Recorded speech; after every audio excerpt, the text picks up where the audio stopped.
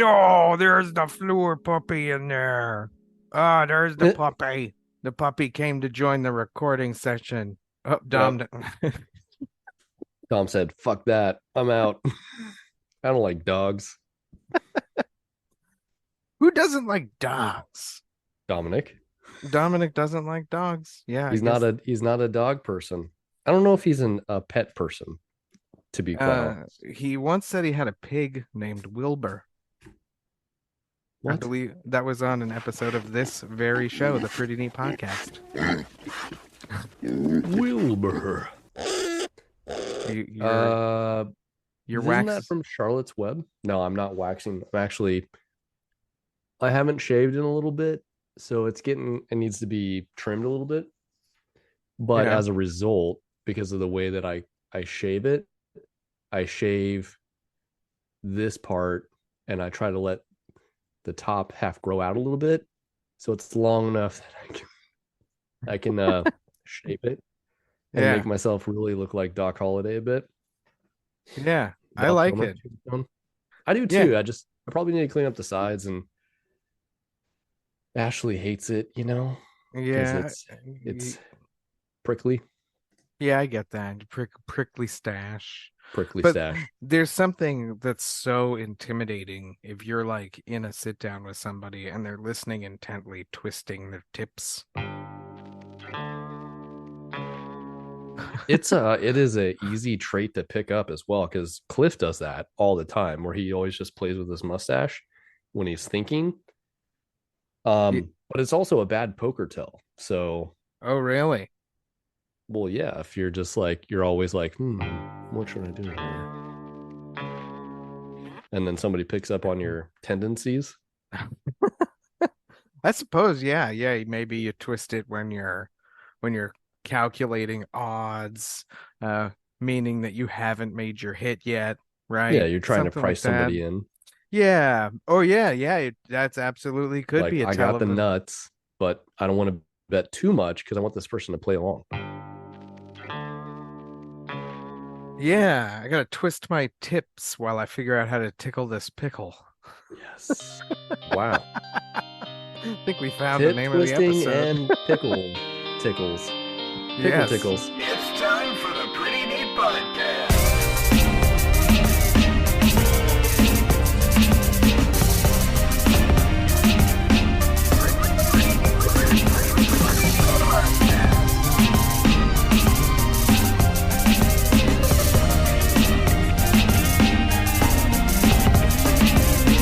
It's time for the Pretty Neat Podcast.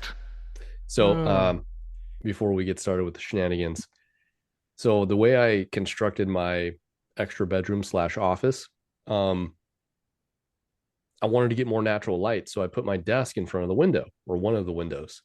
But the problem is my back is to the door.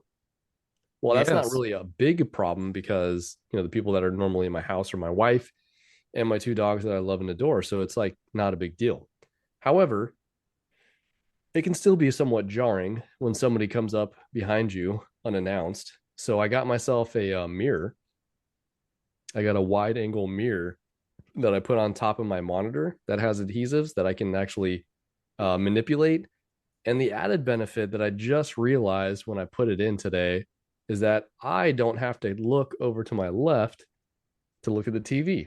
I can just look in the mirror. But isn't it backwards? So Okay. As long as you know. Dang. it is backwards, Dom. And you know what? That's okay. He's a perceptionist perfectionist. What can we say? Now, if I I'm was something. watching anime in subtitles, that would be hard for me Do to you watch watch in the mirror. anime? I do. Okay. Are there any specific that you watch? Attack on Titan's very good. Demon Slayer is one that is currently airing that Ashley and I are watching. And we just started a new one last night that's a remake called Trigun. Is it about 3 guns? I wish it was, but it is not. No. Okay. Oh, okay. Trigun or three gun is a common gun competition that people participate in. No You know shit. what, you want to know what they do? Do They they do use like a pistol, a shotgun, and a rifle yeah, or something along those lines? very good, Aaron. Very Oh, astute of you. oh, a critical thinker on this day. What can I say? It's the green screen. It is Oh, the green screen. You have the throwback logo up there today. yeah, right. We got the Lakers. The Lakers. What would this be? Like a derivative? Just a pretty Yes. neat Laker derivative here. Legal Uh, under parody law. yep, totally. If you're a lawyer and you listen to the Pretty Neat podcast, let us know how that works. We welcome Uh, that. yeah, yeah. Speaking of, I'll introduce myself first, and then one of you guys can pick yourselves up if you want. I'm Aaron, one of your hosts of the Pretty Neat podcast, where we talk about the UFC and other pretty neat stuff. And I'm joined by my friends. I Hi, cannot watch Embedded because I can't do that much Henry Cejudo. Really, is it just the fakeness of Mr. Cejudo? The thumbnail of the first one was him very intently staring into the camera in an ice bath, and I thought, not for me. Right. Even though the episodes are only 10 minutes, I can't do that. Nope. Mm-mm. The I triple can't cringe. even do 10 minutes of cringe. I can't do it. And you know what? I won't. Yeah, that's Dom who interjected that right there. Yeah, I'd have to specify not that he can't do it, that he's choosing not to. Right. Right. Specifically. I believe that you could. I believe you could do anything you set your mind to. I but appreciate that. That you're choosing not to. Okay. Yeah, Which I am choosing not to, but some would say the choice was made for me. I respect it. Hey everyone listening out there. My name's Ryan. I am a person who's here, existing, talking.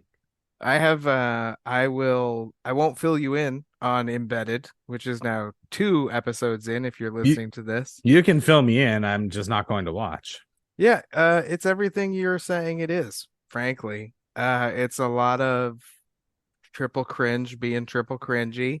And when he's not, it's like it's really prevalent that coaching is a massive piece of his thing now, and I do have concerns that it might take him away from his presence of the moment. But we'll get into breaking down Aljamain and Henry, Funkmaster versus Triple C, when we get into the P&P picks later on this fine episode of the show.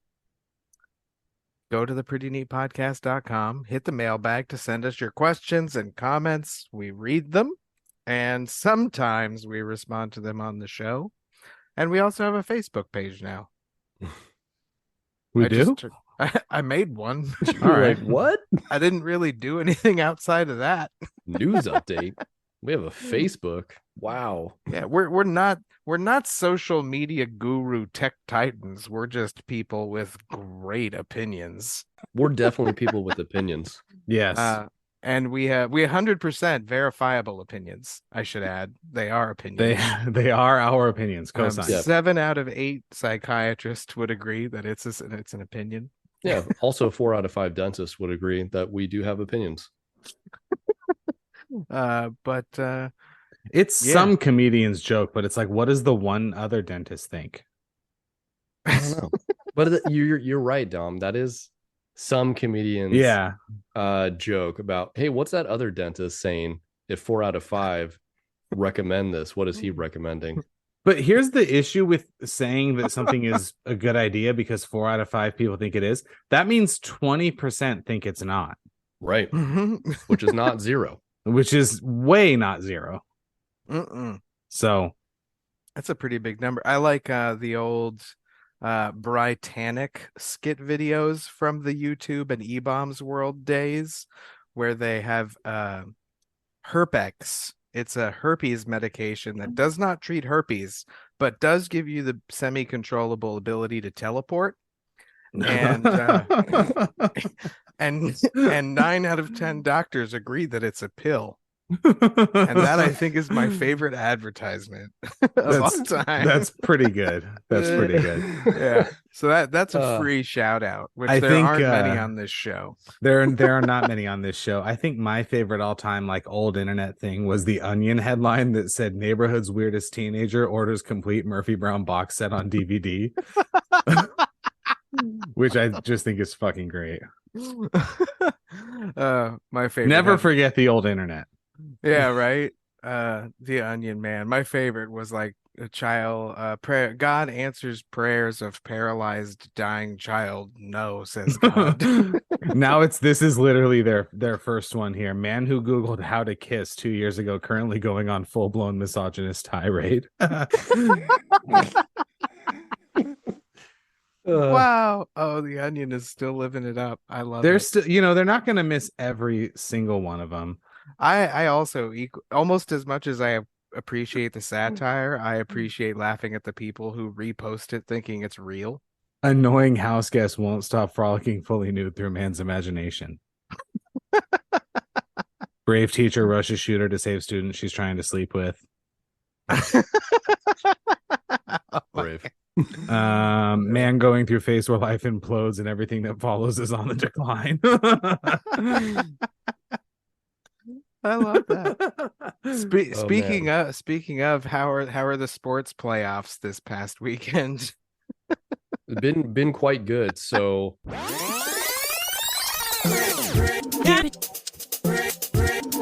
there are some downsides for sure. The Kings, to my chagrin, and to what I potentially had forecasted on this podcast, I don't recall specifically.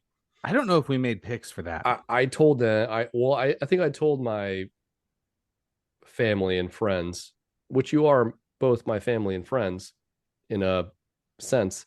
I'm not sure if that's a compliment or an insult. It is a compliment. All right. Take it as such. I told them they played like shit in the last week of the season, and then they ended up having to play the Edmonton Oilers, who they lost to in last year's playoffs in the first round, and who were a terrible matchup for them. And I was like, I don't feel good about it. And I was proven right. They did play with me. They toyed with me by taking it to 6 games. Mm-hmm. And then in the 6th game, played very well. And just third period, the way that Edmonton was controlling the puck and time of possession, and they had speed and just dominating control, the writing was on the wall. So that sucks, because they're in a weird position where they still have a developing farm team, which is promising. And then the top tier players that they have are on the older side. So this is a weird, do we continue to try to make a push to win a Stanley Cup, or do we then do the prudent thing and trade away some of that older talent and get some additional prospects and or draft picks and then play for the future? I don't know. Anyway, I'm happy that the Bruins lost. They continued the curse of teams that have broken regular season records then losing in the first round of the playoffs. Love it. They lost in Game 7 to the Florida Panthers. That's right. Florida has a hockey team, right? Doesn't Florida have multiple hockey teams? They do. Yeah, the Lightning. It's Tampa Bay and Florida, which I believe plays in Jacksonville. Yeah, that sounds right. That's also the football team, though. Correct. So they actually are playing the Toronto Maple Leafs, who are in a historic run of just sucking, right? Making the playoffs and then losing in epic fashion. And I believe last time I checked, they lost Game 1. So that trend starts to continue. I am a fan of the New Jersey Devils from Martin Brodeur in the early 90s, and the way that they just won championship after championship with Scott Stevens playing defense, and Martin Brodeur just being an all-time great goaltender. They beat the Rangers in Game 7 via shutout. I will never root for the Las Vegas Knights. I just can't do it. If I were to root for anybody in the Western Conference, it would have to be the Seattle Kraken, because they're an expansion team. Otherwise, I think I'm either going to root for the Panthers or the Devils. Kraken is a cool name. Fuck Seattle. The Panthers are down near Miami. Miami. Wow. Yeah. Oh, okay. Why fuck Seattle? Everything about them. About Seattle? Yes. Okay. Okay, that's clarified. Okay. There are 19 seconds left in the third period, and the Panthers are beating the Maple Leafs 4-2. So that's a foregone conclusion that they are going to win game one. I love that. Round. Yeah, I'm a fan of that. The Boston Celtics lost game one last night, so fuck Boston too. Hell yeah. Yeah. What happened in that other sport that you've told me about, the one with the nets? Wait, Yeah, hockey has nets too. This is going to be hockey has nets. goals. This is going to be really hard for me. Although in the NBA they do make field goals. In any case, not last Saturday, but the Saturday before. Friday I was at work and I was looking at the NBA schedule for the next day. And my coworker was sitting next to me, and I saw the tickets to the Clipper Phoenix Suns game in round one, which I believe was game 4 at that point for them. Were like $40. And then I looked at the Lakers prices, and because they're the Clippers. Then I looked at the Laker prices, and they were not abhorrently expensive. And I start to go, hey, did you see? And he goes, tickets to the Clippers are only $40. And I was like, yeah. And also for this amount, we could go to both games tomorrow. He goes, let's do it. So we did. Never been to an NBA playoff game before. It was awesome. The Lakers blew out the Memphis Grizzlies. I have a lot to say about the Memphis Grizzlies if you guys want to hear it. Yeah, it's your show. I want to hear it. The Suns beat the Clippers, which was kind of a foregone conclusion. The Clippers crowd is a disaster. Stilo performed. Who? I wish I was a little bit taller. Oh. He performed at Crypto.com Arena on, you know how above the 200 level they have like where the DJ could be? Yes. Yes. He performed there. And it was very clear. The crowd was kind of like, what is going on? And he was kind of like, what the check cleared, right? All right, I'm going to do this, but I'm not into it. And he had a Clipper jersey on over a Disneyland Spirit jersey. Hell yeah. Which I thought was something. And then I saw him walking like down in front of us along the baseline kind of with his wife, and she also had the same Spirit jersey on, which if you go to Disneyland like we do, you know is a thing. People match them. Oh yeah. So was he at Disneyland earlier in the day and then he's like, I'm performing at halftime? I don't know. I don't know. I hope he left Disneyland to come perform and then went back to Disneyland is kind of my hope.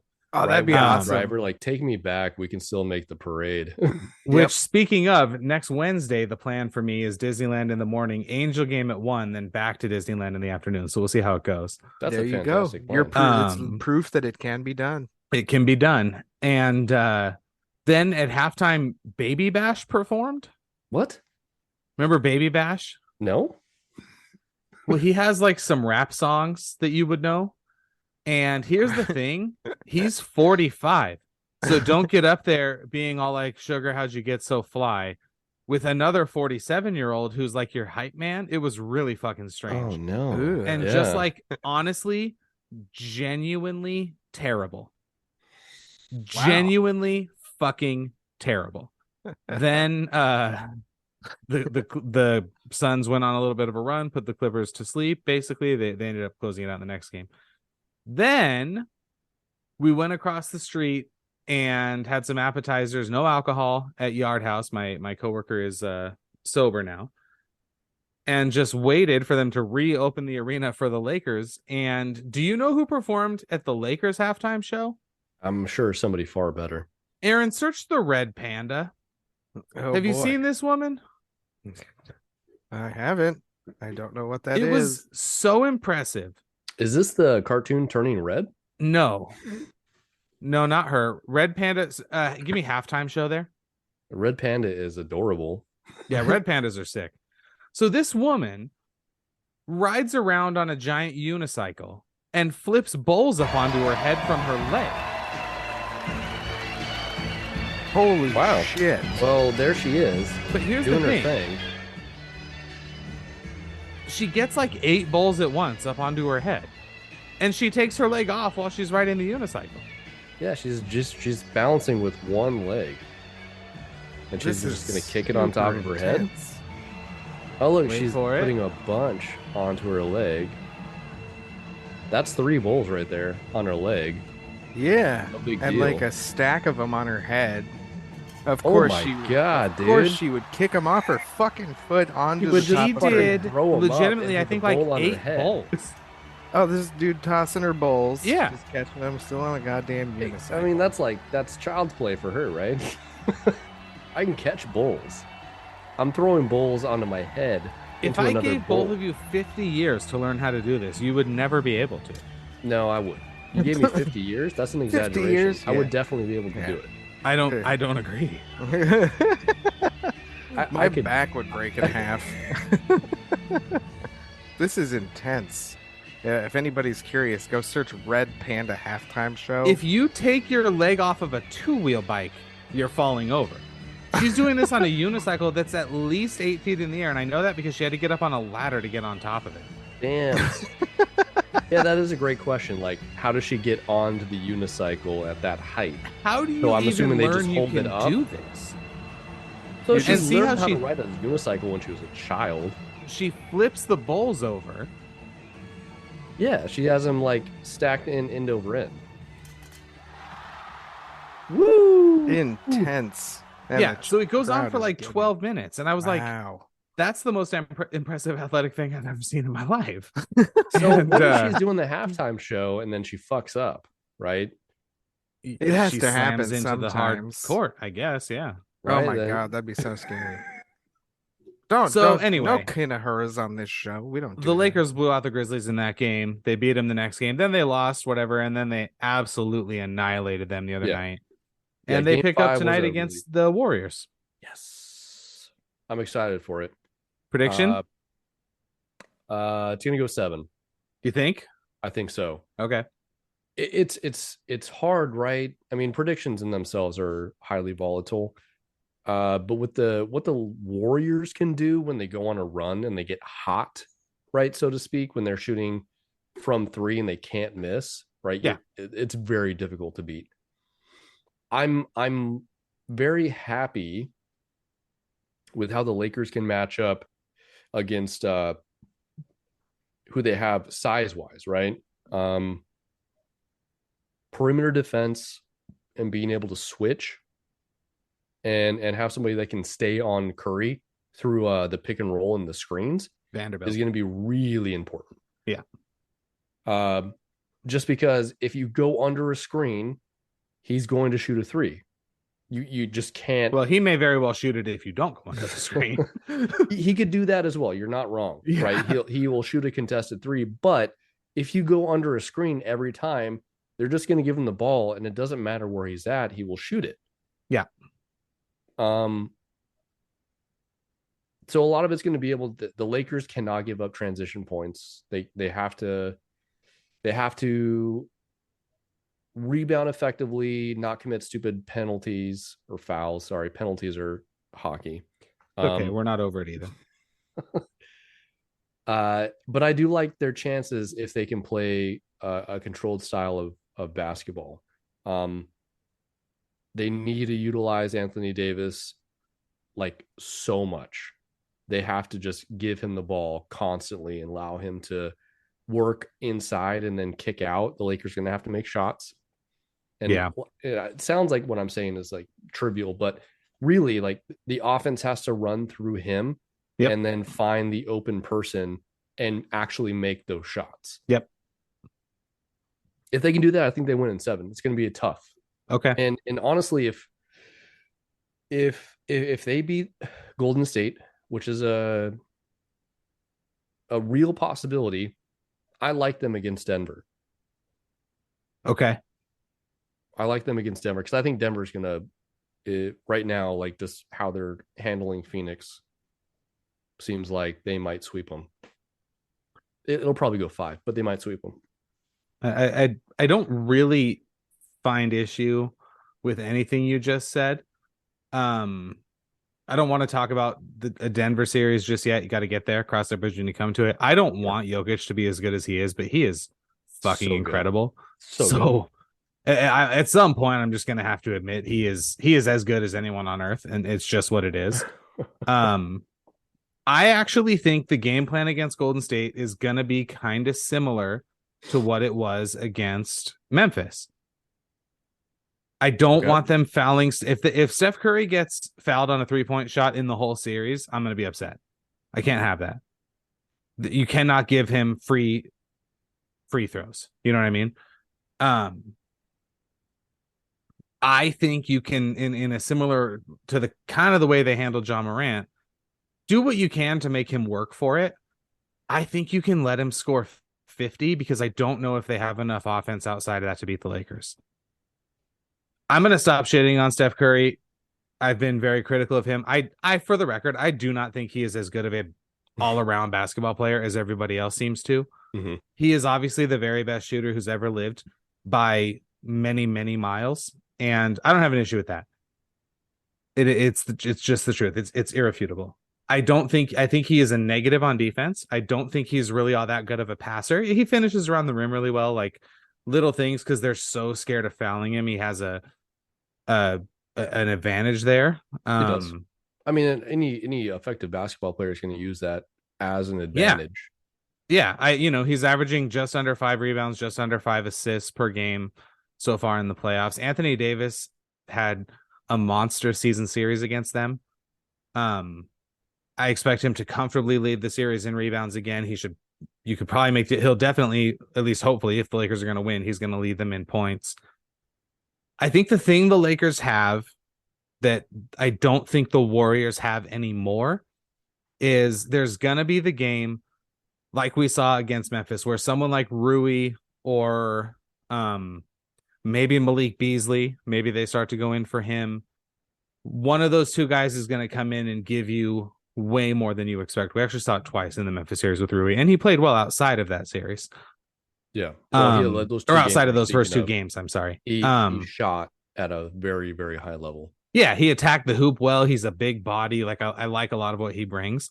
So you may get the Rui game.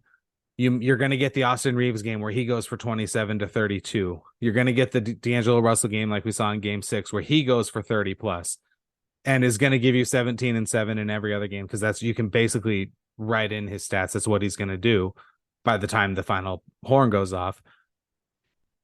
If Davis can kind of be the consistent presence in the whole series, then you've got the LeBron factor. And I don't know if LeBron can win you 48 consecutive minutes anymore, but he can definitely win 12. He can probably still win 24. And the Warriors don't have anyone to guard those two guys. Draymond still has flashes of absolutely elite defense, but let's not pretend that Domantas Sabonis is Anthony Davis or LeBron James. So Domantas is good, but he's not Anthony Davis or LeBron James. And we're not going to pretend that he is. It's not the same. Domantas is, you're right. I think you put it pretty aptly. He's good, but he's not going to take a rebound, dribble it all the way down the court and finish or make the great pass for an open three. Right. So I think, but again, the Warriors they've been together a long time. They have obviously an all galaxy level player. Jordan Poole has looked pretty bad. Clay is kind of you don't quite know what you're going to get from him anymore type of guy, which is kind of weird because he could go off for 50 at any given point. So you can't fall asleep on him, but and I'm biased. I kind of think the Lakers have more paths to victory, and they beat them 3 out of 4 times in the regular season. They didn't even have LeBron all those times. So it's not impossible if they're rebounding and not giving up silly fouls and at least competing in transition defense. They're going to score transition points. Both of these teams do that very well. But if they're competitive on the defensive transitions, I think they can win the series. I don't know what's going to happen tonight. I tend to favor the Lakers. I love them as like plus 5-point underdogs because they've had a few days rest, and I think they're one of the few teams that really will benefit from that. Oh, yeah. Considering the age of the team. Yeah. Memphis also really did a hell of a job beating themselves often before the game even started, which just was some of the dumb shit they would say. God, if you're a Memphis fan, I don't even know.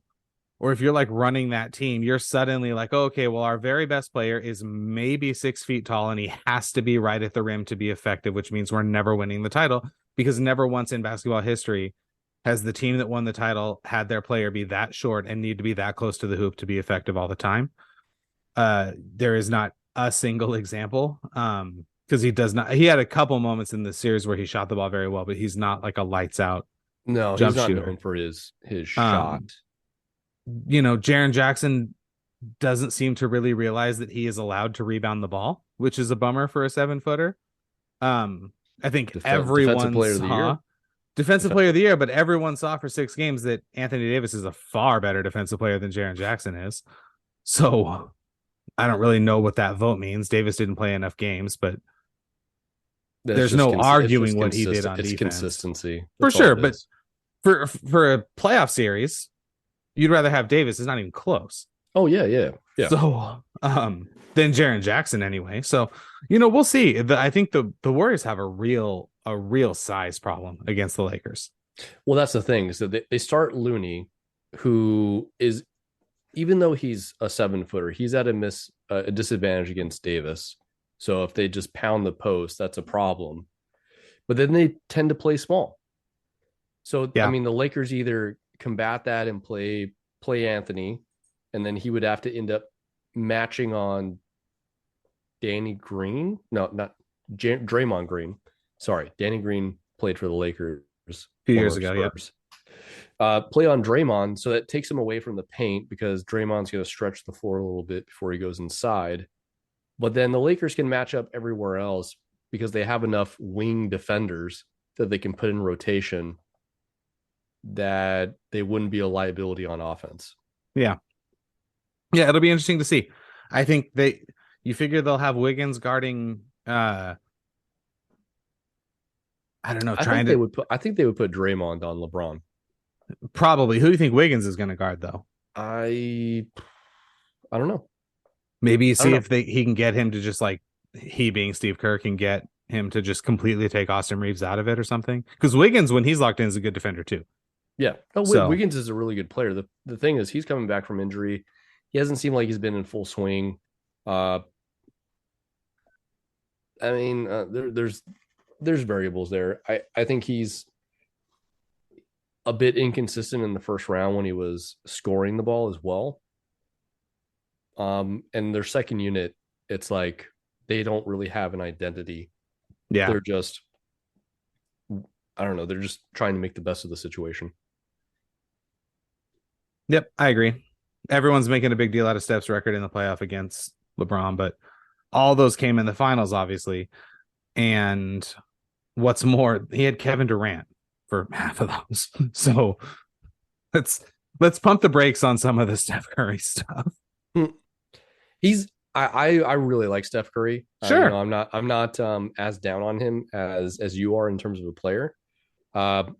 And even you said he's the greatest shooter of all time. He is the greatest shooter of all time. Yeah.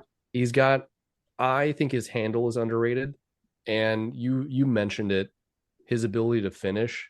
Part of that is a advantage because you have to guard up on him as soon as he crosses over from half court.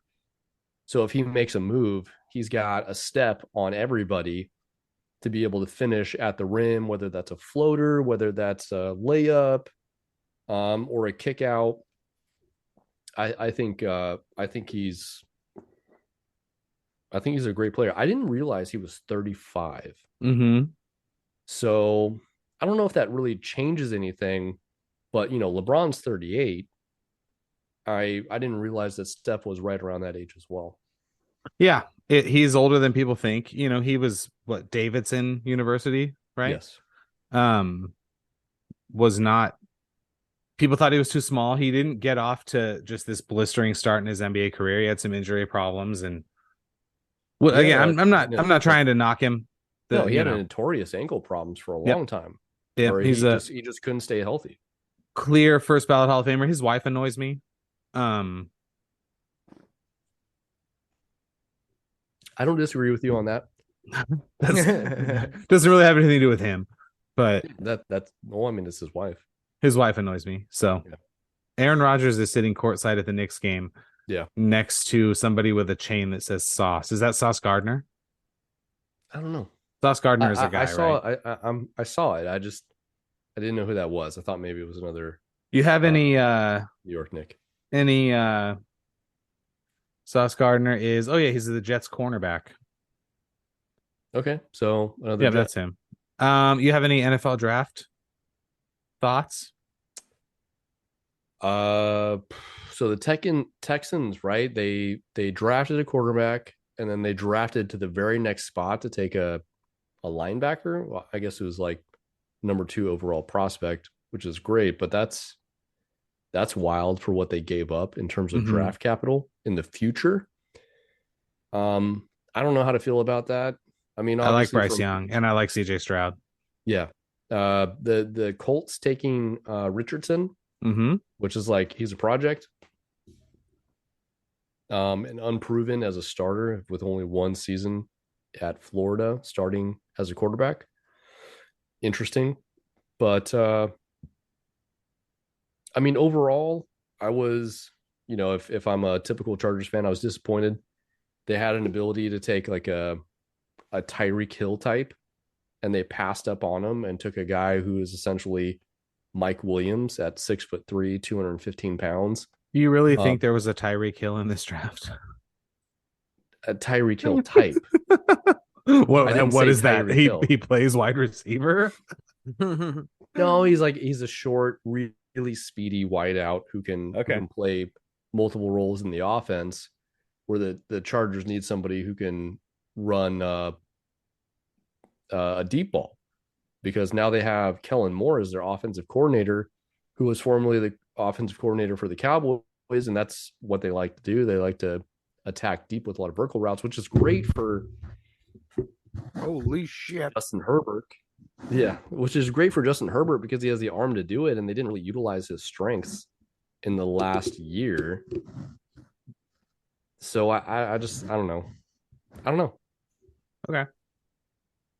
They needed to draft a defensive tackle. They didn't do so until the 6th round. They gave up all of the yards rushing in the NFL, and yet they didn't really do anything to combat that. They didn't sign any big name free agents in the offseason to help plug up the middle.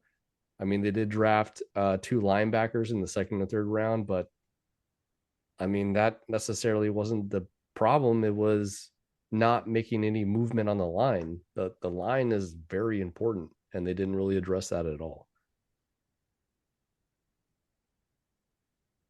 Okay. Yeah. What about you? I don't really have any opinions on the NFL draft. What was Patrick Mahomes drafted, like 17th or something? I thought he was a 2nd round pick, if I'm not mistaken. I mean, that even makes more of my point for me. He was drafted I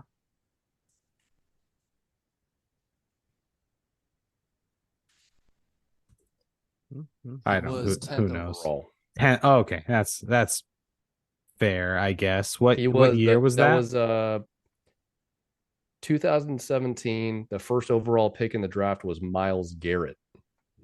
Okay.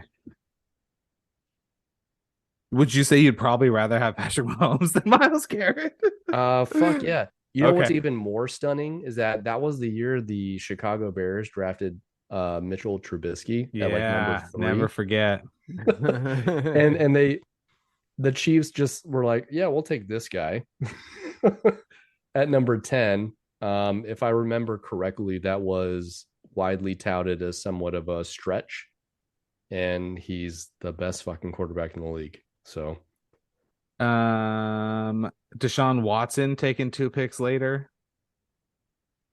So Deshaun, TJ Watt taken 30th. Okay. Damn. Buda Baker 36th. What else do we have here? Alvin Kamara 67th. Cooper Kupp 69th in the 3rd round. 69. Shaq Griffin's in there. There's a George Kittle. Oh my God, 146th in the 5th round. Get the fuck out of here. And this is why I just kind of don't care about the draft. because You almost don't know yet. you never know. You never know. It's like an interview, right? You're like, yeah, well, he interviewed well, but we don't know how he's going to be as a actual employee. Right. And it's kind of weird because the NFL does so much. They prep for the draft. It's like they have like teams of people that their 365-day a year job is to like sort this out. And fucking Patrick Mahomes goes 10th, Christian McCaffrey goes 8th, Jamal Adams even going 6th, like Corey Davis, Leonard Fournette, Solomon Thomas, what? Mitchell Trubisky, like what are you watching? I don't, you know what I mean? There's just no way anyone thought Mitchell Trubisky was actually better than Patrick Mahomes or Deshaun Watson. Yeah, Deshaun Watson came from Clemson, right? Yeah. So he played really well. Patrick Mahomes was sort of an unknown playing at North Carolina. Texas Tech. Texas Tech? Trubisky was at North Carolina. Oh, you're right. Okay. Yeah, in fact, wasn't Cliff his coach? Cliff Kingsbury? Yeah. Was that Tech or was that A&M that Kingsbury coached at? I feel like it was Texas Tech. Jamie, look it up. It was Texas Tech. Yeah, it was. He had Patrick Mahomes at Texas Tech. That's why he got the job coaching the fucking Arizona Cardinals, and now he is the coach of. He's from New Braunfels, Aaron. He's the quarterbacks coach at USC. So, New Braunfels is located directly next to a small town called Canyon Lake. That's cool. Yeah. So I don't know. I just think people can shit on some of these teams, namely the Rams, for giving up all these picks. You can't draft the Lombardi Trophy, and Patrick Mahomes went 10th, and the best all time went in like the 7th round. So it's at best like a marginally educated guess. I don't even. Yeah. Who was like the last can't miss guy that went first that it panned out? Peyton Manning? Okay.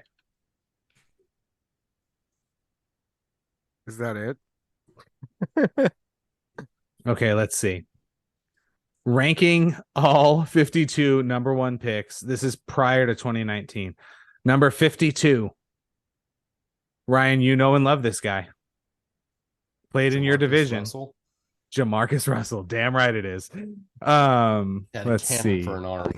Yeah, he did. Unfortunately, he got well above 300 pounds as a quarterback. Yes, very true. Troy Aikman 5th, Elway 3rd. That's pretty good. Bruce Smith. Yeah, Peyton Manning. You got it. Other notable names: Terry Bradshaw, OJ. What about Andrew Luck? He was number 1 pick. He is not on this list. Maybe that's not true. Matthew Stafford, Cam Newton, those are pretty good. Oh, Andrew Luck 16th. What about Bledsoe? Joe Burrow was number 1 17. Pick. This goes only to 2019. Okay. Myles Garrett, that was the 2017 draft. Vinny Testaverde, Mario Vick, or Michael Vick, that's pretty good. Michael Keyshawn, Vick was good. Bo Jackson, 29th. Cam Jadeveon Newton. Clowney, he was a beast for a while, 30th. Jake Long, Jared Goff. Matt Stafford. Jameis, famous Jameis. No, Jameis is not good. They've got him listed here as the 35th best overall number 1 pick. What about Myles Garrett, 39th? Matt Stafford won a Super Bowl. He was number 1 pick coming out of Georgia. Yeah, and they have him ranked 13. Below Eli Manning, which is probably fair. Well, Orlando Eli won Pace in there. 2 Super Bowls.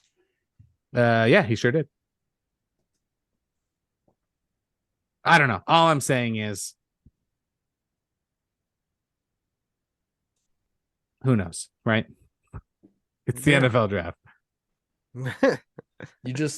It's almost like a curse to have the number 1 pick, right?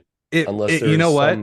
Some type of can't miss prospect and it's a quarterback specifically. Yeah. Where the team needs a quarterback. And even then though, did the Warriors not fill up the powder for LeBron? That would be funny. That they just had to bring him a new bottle. Are you watching this? I got no powder. This is fucking ridiculous. He's like, well, I'm gonna put some extra powder in my fucking hands now. I appreciate the sort of professional respect these two teams have shown each other, though, to this point coming into the series. That's some good gamesmanship for sure. It was the opposite going into the last season, and like fucking you're Dylan Brooks. Don't say shit to LeBron James. Oh, did you see that Memphis said they're not going to re-sign Dylan Brooks? Yeah, and why would they? For any amount of money. Agreed. Go enjoy China, Dylan Brooks. Fuck you. He's not going to China. He's going to get a deal with somebody. Crypto.com arena was half full 75 minutes before tip-off, and he happened to be out there warming up by himself with some guys like rebounding for him, and the crowd was all over him. Ooh. It was fucking great. Woof. Huh. And Anthony Davis loses another tip-off. So, Aaron, basketball's a game where they bounce an orange ball and try to put it in a hoop. Oh, that's the one. That's the one. Fun fact. Steal by Jerry Vanderbilt. Yeah. Fun fact. Look at that. Austin Reeves. Don't do that, right? Not come on, you got to finish there. Damn it. Fun fact. My dad, right? He's a truck driver. It's been so since before I was born. Wow, there's a 3. He was making deliveries at the NCAA tournament, March Madness tournament a couple years back, and he brought back a ball from a game, right? I don't know which game, but he's like from an NBA game? From March Madness. March Madness game. He's like, they used this in one of the games. I was like, which one? He's like, I don't know. Like, cool. Like, just hanging out in my garage. Like, yeah, cool. I'll just bounce this around, you know. It could be the Duke Christian Laettner game or something. I mean, it's definitely not, but I'm saying it's definitely not. But he's like, yeah, we used it. They used this at one of the games. I was like, which one? He's like, I don't know, but you know, I thought you would appreciate it. And I was like, I definitely do, but now I want to know where they use this ball. Because otherwise, you've just given me like something that is going to end up in a garage sale. Just hanging out in my garage at this point in time. But anyway, we should probably talk about UFC. It also might be something that was just found at a garage sale and has an embellished story around it for your enjoyment. I mean, I don't think that's my dad's style, but okay. I don't think it is either. Your dad is a straight shooter. Garage sales are weird. They are. They definitely are. You want some of my old crap that I don't want anymore? No. America is a place where I can put a blanket on my driveway at 5 a.m. on a Saturday morning. And people just know to be out looking for it. And then how much for this? And they'll hold up like a coffee cup with a crack in it. And you'll be like $1. And they're like, will you take 50 cents? I'll take you. Yeah. And you're like, no. And they're like, okay, you may then even I don't have want a it. price on that. And they're going to offer you put half. It down. It's so ridiculous. It's the dumbest fucking thing. Why do we even do it? And then you'll put like a TV, like a perfectly working 1080i TV from 2011. And they'll be like, $20. Will you take 5? You're like, no, I won't take 5. Like, I'll pass. I'll use it as an extra monitor for my phone. Right. Or something. Or I'd rather just throw it away than give it to you for $5. And then they'll be like, oh, is that Peloton for sale? No, not at all. No, it's not at all for sale. Oh, you actually use it? Yeah. I see you have a car in your garage. Yeah, I'd like to buy the car. $10. It's only going down in value from here, bud. I'm gonna walk. Take it or leave it. $10. Yeah. I mean, you're not wrong. It is only going down in volume or in price. Yeah. Why run up and shoot that 3? What's going on with that? Who was it? It was LeBron. He just strolled up to the 3-point line and shot it. Yeah. And nobody's making baskets right now. LeBron weighs 290 pounds, and somehow it's pretty easy to knock him over. It's my favorite thing. Does he weigh? I thought he slimmed down. When he was in Miami, they used to list him at like 265, and he was a beast. Straight up unit, and not an ounce of body fat on him. He would have been an all-pro tight end. Like he would have been unstoppable. Like Travis Kelce couldn't hold his jock. I think that is probably true. You know what? I'm pretty sure that Jerry really wanted to sign him to the Cowboys. Yeah, for sure. Yeah. Before we talk about UFC things, did either of you watch BKFC? No. So I watched they actually had the BKFC fight for Mike Perry and Luke Rockhold free after the fact on YouTube, and I watched that. Did you see his fucking teeth got broken? Yeah. Luke Rockhold, that is. Yep. Yeah. And that he had a gash on his like lower lip Yeah. that was like is splitting his lip open, and then after the fact, he had like I don't know how many stitches, but it just looked Male fucking modeling. gnarly. Ugh. Male modeling. Can I ask you a question? What's up? Didn't Luke Rockhold say something to the effect of, "I'm not doing this for the money. I'm doing it because I like fighting"? Yeah. Yeah, Like, he did. okay, no, you're not. You are doing it for the money, because nobody would do that because they like fighting. Because you could go to like a Saturday jiu-jitsu tournament, or I would imagine you would have no problem finding like a Muay Thai event on a Wednesday afternoon. If you really just like fighting, just go fight. You want the money, which is fine, because why would you bare knuckle box? It makes no sense. Yeah. I mean, I'm sure he got paid. That's And what I'm saying. To your point, like if you loved it or you're doing it for the money, like fighting somebody like Mike Perry Without gloves? Are you fucking kidding me? Like what? like Mike Perry is now the face of BKFC, right? He's like he is the spokesperson for BKFC. Yeah, and that bullshit of him squaring off with Conor McGregor is just that was dumb too. I mean it was very WWE, right? That's like it's very professional wrestling-esque. Yeah. Kind of gross. I was pretty happy just to see Ben Rothwell win because I like Ben Rothwell. And that was cool. But man, the guy he put down in the first round. I was gonna say, did he beat up that little girl? Not little girl, but the small woman. If, on the poster. If you want to call it that, sure. Yeah, it was an entertaining night. But the UFC fights from the Apex this past night with Song Yadong and Ricky Simone was also quite entertaining. I mean, the massive shout outs go to Song Yadong for finding the left hook that just destroyed Ricky Simone in the fourth and fifth round and ended it in the fifth round. Caio Barrio had the slick submission. Caio, fucking love that name. And Rodolfo Vieira, sorry, had an incredible comeback. I mean, he got laid out once or twice, couple of drops, and then the Julian Erosa Fernando Padilla fight was pretty interesting because Julian was out, like he was going down. But it was a standing KO. Is it not Julian? It might be. He's from America. Oh yeah, Julian then. Yeah. The only other thing that kind of stood out to me was the Stephanie Egger versus Irina Alexeva fight. Irina is called the Russian Ronda. Yeah. That's her nickname. She's got a good sense of humor too. Yeah, she does. She won by knee bar, but she's a straight up brawler, man. She did not go in. If there's technique, she hides it behind. We're just gonna fucking throw down, and it's pretty incredible. Oh, and by the way, she missed weight by fucking 4 pounds. Yeah, she did also miss weight by 4 pounds. That fat bitch.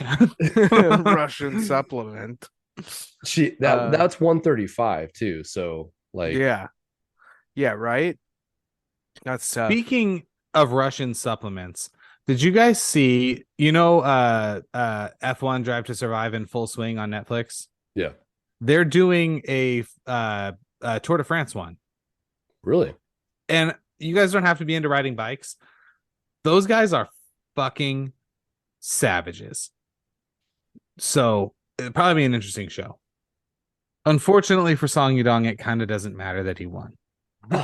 It really doesn't, because it was somebody that was below him in the rankings, and that bantamweight is just so loaded. Just a little plugged up right now. Yeah, especially with the UFC 288 event coming up, where we're gonna just have a bunch of shit thrown in the air. Here's how something wasn't so plugged up that they had to get somebody who fought 2 fucking weeks ago, basically, to be the co-main event in this goddamn fight.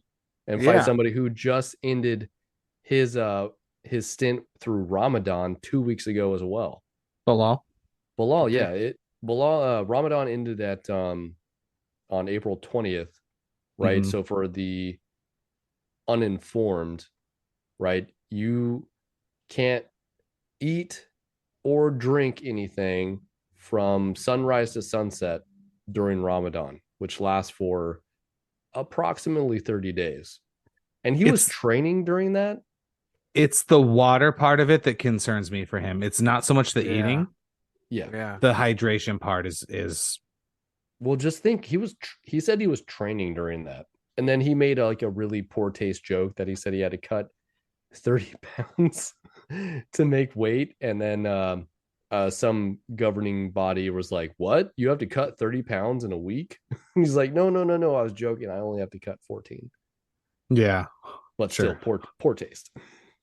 Yeah, I don't like this for Belal. I don't I think Burns is just gonna swarm him. We're gonna see some shawarma. Uh but he showed some reservations during his fight with Jorge. I just don't think Bilal's got it with this. I mean Bilal outdid Sean Brady for sure, but Gilbert's a better grappler than Sean Brady. I And need the he's Lakers to control the pace better than this. They cannot play the run and gun shooting style the way Golden State does, and to try to get into that style of game with them is really a fool's errand. So the You know what I'm Golden State saying? Warriors are gonna win I don't tonight. disagree. They're No. It's so early, and it's a 6-point game now, and even in the NBA, a 20-point lead is not what it used to be. So you're not wrong, but they're allowing them just to bring stuff up court. And God, their they're hands are moving the so ball. active on defense. Though. Have you noticed that with them? Yeah, they're That up D'Angelo all the Russell time. steal just now, even like No, Anthony, come don't on, shoot that. No, Okay, see, no, wide that's open fine. from the top of the key. You got to shoot it. No. You have to make him respect you there. If you're saying that pays dividends at the end of the game so they can get into the paint, okay. But when you're down by 6 points, you have to make those shots. You have to make every possession count. He did, and you got to fucking rebound. He did make it. I'm just saying that's not a high percentage shot for him. Wow. I think a live like NBA playoffs companion, and definitely if the Lakers make it to the finals, we're doing that, would be a lot of fun. It would be a lot of fun. You'd have to watch too, Aaron, and be like, now they have to bounce the ball when they move, or wouldn't it be better to just pick it up and run?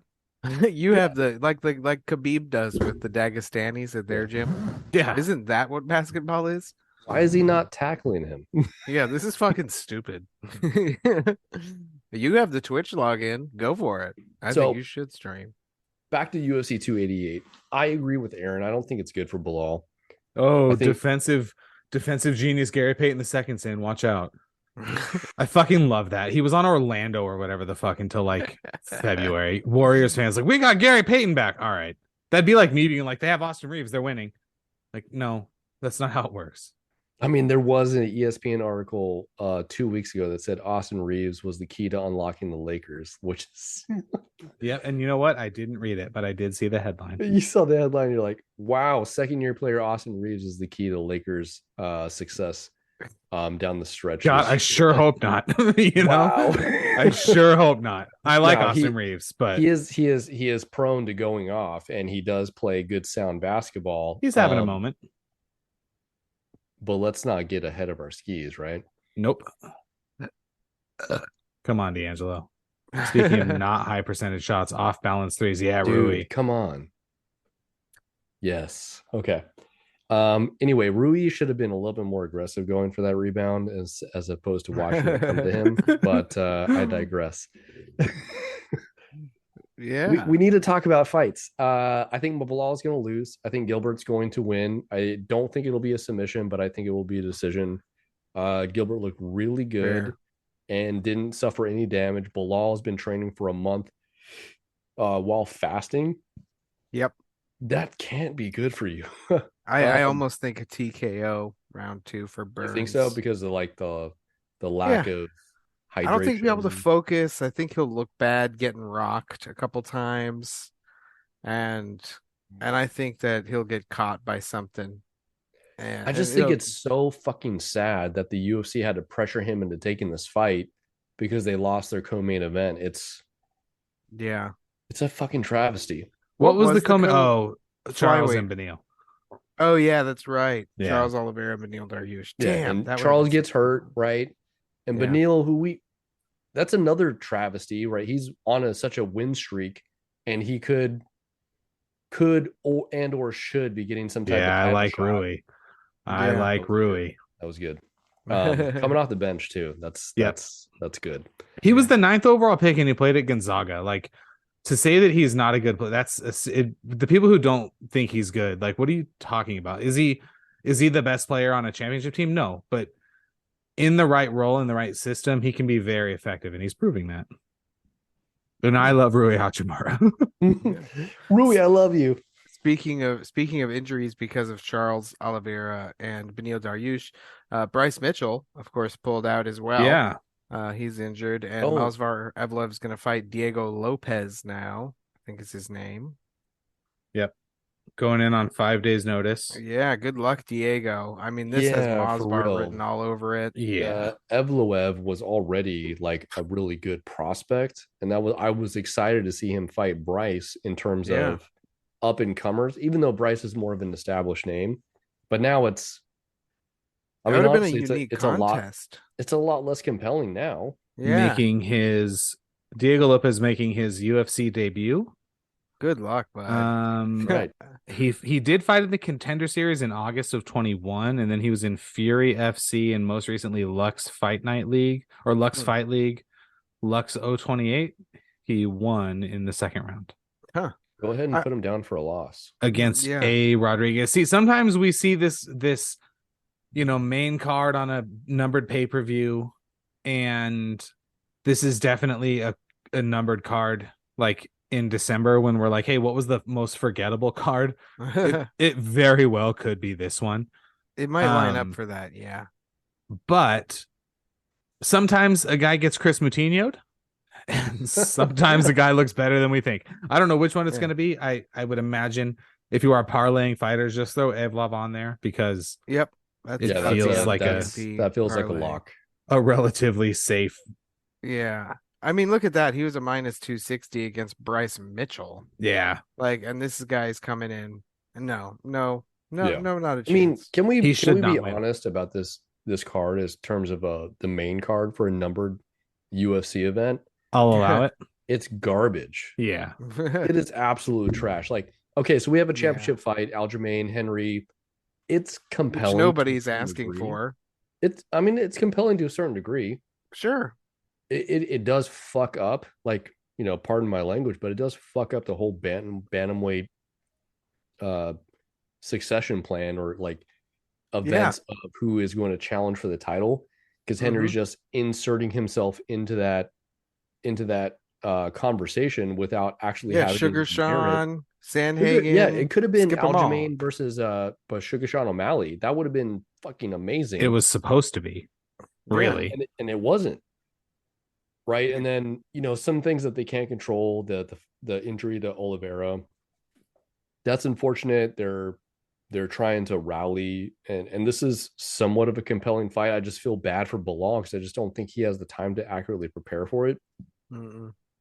Jessica Andrade versus Xianon. I just think it's a huge mismatch. The 190 for Jessica Andrade is like, that should be a minus 250. Yeah. That should be a minus 250 for Andrade because she's just going to dominate Xianon. Yep. And I think she's going to get the submission. She could. I mean, she's physically dominant. This is somebody that fought at a higher weight class and is now just, even at 5, she's 5'1" or 5'2".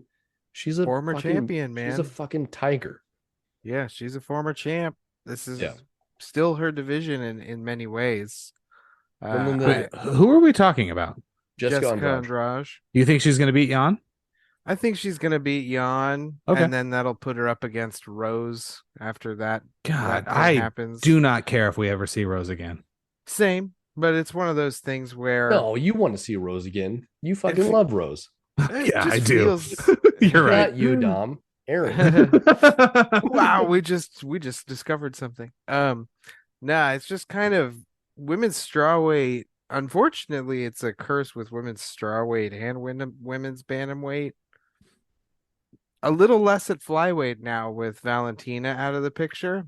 Like, it just feels like we're watching reruns over and over again. Yeah, it's I agree with that. Jessica, it's Rose, it's Carla, it's Valentina, it's Zhang. Like, it feels like we've been stuck in a time It's the loop. same shit that we're doing with the men's middleweight.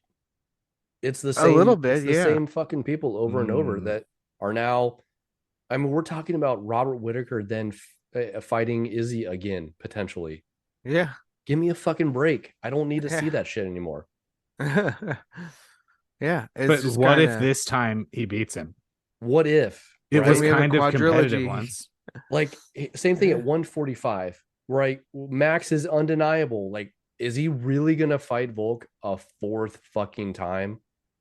Give me a break. Somebody. I is heard like, he was gonna fight Korean Zombie next. Can you believe that? Did you see Korean Zombie doing Korean karaoke on No. Morning Combat? That sounds hilarious. He's got a very good voice. Shit. He's got a very good voice. Was he doing Michael Jackson? No, he was singing in Korean, so I don't know what he was doing. We look it up and he was literally singing Michael Jackson in Korean. I'm pretty sure it wasn't Michael We Jackson. are I the think world. I would have recognized the tune. It'd be Get Closer. That's a Rush Hour joke for you guys. Whoa, Rush Hour. Got him. A knife stabby stab. Deep cut. Yeah. Hey, speaking of knife stabby stab, I watched Scream 6 last weekend. Okay. Oh, yeah. Not bad. Yeah. Not I like bad. Scream 5. It was fine. I like all the Screams. I do also like all the screams, even for the campiness. Yes. So the main character, which is not Jenna Ortega, she's the sister of the main character. She's hot. She's on the list. Jenna Ortega is from Cathedral City. Do you know where that's at? Of course I do. I'm sorry, Coachella. She's from Coachella. Cat City, baby. Come on. Cat City. Cat City. And she's very eccentric. You don't think she's on the list? No, she's on the list. For like a weekend. Not long term. Coachella weekend? No. Have you been to Coachella, either of you? No. So I heard Coachella turned into like it evolved from a music festival to an influencer party. That's the okay. Basically the rumor on it. If you said, hey Dom, what is the thing you least want to go to in your life? When you do you know what I'd say? Coachella? Influencer party. So no, I've never been to Coachella. I will never go to Coachella. Right. It's different now. I wouldn't have ever gone, but I'm not going. It's just not for me. That is not where I belong. Yeah, I mean, so that's the thing is like you don't want to have to camp out, and if you don't get a rental house for the weekend, because now it's over 2 weekends. Mm-hmm. It doesn't make sense. I caught some of the Coachella posted some videos of Blink's set, and so caught that, and I really don't care about the rest of it, so I'm all set on Coachella. Did you hear about that? That they had I don't remember who Blink replaced, but Frank Ocean, that at the last minute he was just like, yeah, I'm not doing it, or something like that, right? No. Like what they had planned for was for actually have like an ice skating rink on the set and have people ice skating around while he was performing. Okay. And then like the day of, they're like, we're not doing the ice skating rink. And then it just fucking devolved into this like shit show of a set. And then I guess the second week they're like, well, this is just not going to work for us. And that's when Blink came into the rescue. Well, Blink performed on the first weekend. But now they were the headliner. They did both, yeah. Yeah, afterwards. Yeah, Frank Ocean is one of those guys I feel like is probably pretty talented. And every single one of his songs that I've ever heard, I'm like, this doesn't really land for me. Kind of like Tyler, the Creator. I'm just like, all right, I get it, but it's not for me. It's not for me. Yeah, no, exactly. And it doesn't have to be for me. It's okay that it's not. It's not my thing. No. And that's fine. It's like I had a student ask me last year if I drink White Claw. And I said, no, I don't. And he said, why not? And I said, because I'm not a 23-year-old white girl.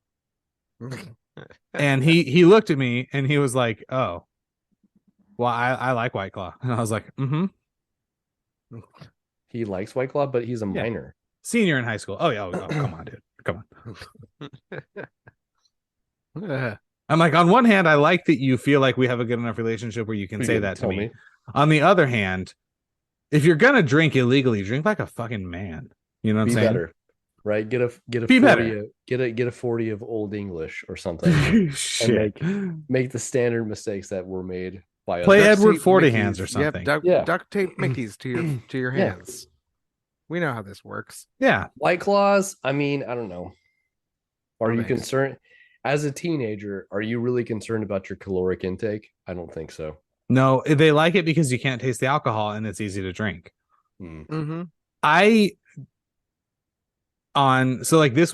This past weekend was the first time I've like really just been like, fuck my carnivore diet. I'm going to do whatever I want. And I have paid for it dearly the last 2 days. On Sunday, my sister, shout out my sister, she just graduated with her BSN, so she's a nurse now. And my mom had a party for her, and so we went to my mom's house, and I just started drinking, you know. And there were some White Claws in there. There was some Jose Cuervo pre-made margarita mix. There was some Jack Daniels. There was some white wine. It was all over the place. And I thought maybe I am a 23-year-old white girl. I don't know. I'm having it all. Yeah, I look over, my cousin, who is a 23-year-old white girl, is also drinking the same thing, and I'm like, this is an issue. I shouldn't be doing this. Yeah. That was fun. Was it? Yeah. All right. You know what's funny? We talked about Stone having the pineapple habanero they're margarita so good. mix. So we still had some left from our last family gathering, and we were eating tacos, right? Preparing some tacos. I was like, you know what? Margarita time. Let's go. Pull out tequila. Go to is the Patron, silver. And I pull out the pineapple habanero, and my wife looks at me and goes, what are you doing? And I'm like, I'm making a margarita. She's like, but there's only enough left for one margarita. Oh no. And I'm like, yeah, but I mean, are we just gonna let it sit here in the fridge, or are we gonna do what it's intended for and enjoy it? And she's like, well, what if I want one? I was like, I guess I could use this passion fruit margarita mix. She's like, but that has tequila already in it. I'm like, okay, it's time to double up. Right? Both. Okay. And then she looked at me like I had a problem, and I was like, all right, fine, I'll just find the regular Jose Cuervo margarita mix in the fridge in the garage, which I did, and then had one margarita. And then guess what? The very next day, she took that Stone pineapple habanero margarita mix and was like, margarita. And I was like, yeah, enjoy that. Enjoy that. That's awesome. I don't really know what to think about that. It's fine. No, fine. I'm just saying there are double standards, you know? It's fine. She's like, well, what are you going to do? There's only enough for one. I was like, I'm going to drink the one is what I'm going to do. I mean, somebody's going to get the last one, right? Whether it's the last pizza or the last piece of bacon or the last pineapple habanero margarita mix, somebody's getting that last one. We're not just going to throw it away, right? Mm-hmm. I don't think we are. So who's it going to be is essentially the question. And then I relented. And ultimately, in the long run, it's a better choice for me. I think the move was to go to the store and buy another one. But they don't sell it in stores. You have to get it from Stone. Would not even at a place like Bevmo or Total Wine? No free shout-outs? I don't know, to be quite honest. That's fair. Even so, that's more of a commitment than you were looking to make. I get that. I was like, the tacos are ready. I'm here for a margarita. And I now have to change on the fly what my margarita is going to be. Good thing we still had some Grand Marnier left, so we can make it a Cadillac. So okay, Grand Marnier on the top. I like what I'm hearing. Yeah. You know what I like is a good tequila old fashioned. What do you think? Ooh. I don't think I've ever had a tequila old fashioned. So instead of bourbon, you're using tequila. Okay. Yep. Now, if you want to get real crazy, you could go like tequila and mezcal. So like contrary to popular belief, an old fashioned is not a whiskey cocktail or bourbon cocktail. It is a spirit with bitters and typically sugar, either a sugar cube that's muddled or like simple syrup. So you can do it with any spirit. Vodka would be a little weird. Oh, Dennis Schroeder just picked Steph. Oh man, you must be like 2 seconds ahead of me. Well, my internet's faster. I have FiOS, baby. That's you're closer to the stadium. Definitely not how it works. I think I am a little closer to the stadium because they're in Golden State. Which is San Francisco. I mean, you are technically by about 4 miles closer to the stadium. However, I mean, I'm using Google Wi-Fi, so my latency shouldn't be that bad. Okay. Damn. I don't think it's a latency thing. I think it's just it just happens. Sometimes my feed will be different in 2 different rooms. Well, are you streaming or are you going cable? I am using the TNT app on my smart TV. Okay, I'm using Hulu app on my smart TV. The game's on Hulu? Yeah, I have Hulu Live TV. Okay, so you're watching it on TNT. Yeah, I'm on TNT. Okay. Yeah, but you got to go through that extra relay through Hulu. That might be what it is. Yeah, potentially. Because now Schroeder's at the free throw line. Yeah, me too. And Hulu will probably have different commercials. He hasn't shot it yet. He's shooting now. And just missed. And it rimmed out. You know, he's from Germany. That makes sense because it's Schroeder. And he has a little umlaut over the O. Yeah, it's a German name. And also at one point in time, the Lakers offered him $70 million. He said, no, I think I can get more elsewhere. And I think he got 4. So. And then he came back. Well, that's fine. Still a great night. he's good. He's good coming off the bench. I'm not opposing that. He's exactly perfect for the role that he's in. Speaking if you were Atlanta, would you trade Trae Young? I mean, okay. So what's the scenario with Trae Young? I'm not familiar. Does he want out? Can you win if he is your best player? So that's what you said earlier. Can you win if your best player is like close to 6 foot and is only? Well, Trae Young can shoot. He can shoot, and he's a very good facilitator. Yeah. Oh, he's better than Ja Morant for sure. As an all-around player, yes. Yeah. Ja Morant's a way more dynamic offensive player. He attacks the hoop so recklessly. So hard. Yeah. As hard as anyone I've ever seen. And earlier in the year, you said that you would gladly trade like a preposterous amount of players and or draft picks to get Ja Morant. Yeah.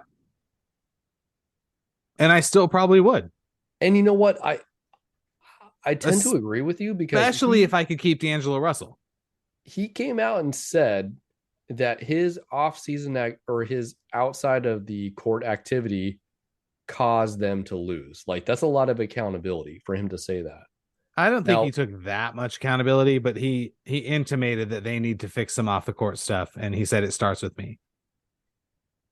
Oh, yeah, it does. Yeah, of course it does. Ooh, did you see that motherfucking block? Yeah, goaltending. I love Wenyen and Gabriel because both of his names can be euphemisms for penis. Wenyen? Yeah. And Gabriel? Oh, yeah. I'm not as familiar with either of those. Okay. I'll take your word for it. It can. I don't know that Gabriel could be a euphemism for a penis. Yeah, I have a list. and they're both brick, dude. That was a brick for sure. Here's the thing. I would trade Trae Young, and because the thing is, if I'm the Lakers, I'm not moving Davis or LeBron. And if I can keep D'Angelo and I can add Ja Morant or Trae Young, yeah, I'm doing that. Why would you keep D'Angelo if you're going to get Trae Young? Because I need, so it's not as clear of an argument with Trae Young, but for Ja Morant, I want somebody else to be dribbling the ball around. Yes. Okay. But then you're talking about either starting 2-point guards or having D'Angelo hypothetically come off the bench. No, I'm starting both of them. Okay.